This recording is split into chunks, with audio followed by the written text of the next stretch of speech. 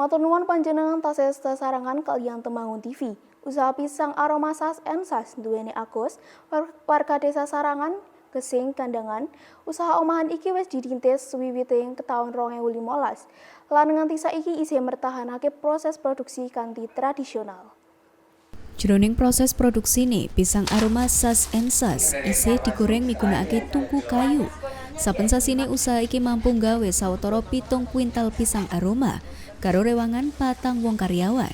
Pisang aroma sas and sas migunakake bahan utama gedang rajanangka.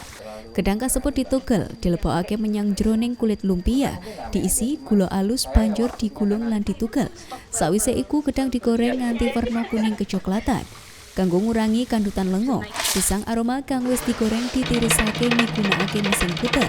Saengga kasil produk dadi luwih garing lan pantes kanggo didistribusikake.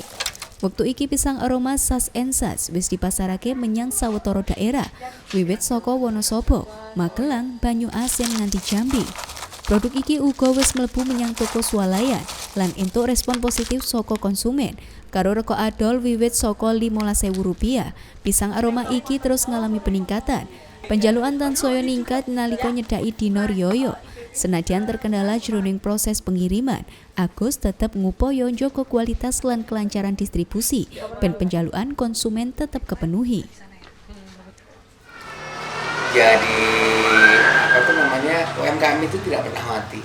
Itu karena sederhana, jarang yang menyentuh menengah ke atas. Kalau goncang ekonomi kan lebih ke bawah ini jarang goncang sekali kan.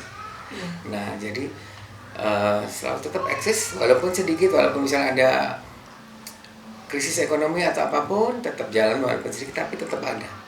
Baik, kalau per hari memproduksi berapa? Agus ngarep-arep usahane tansaya ngembang guna buka lapangan pakaryan kanggo para ibu-ibu ing dusun Sarangan. Tim Liputan Temanggung TV.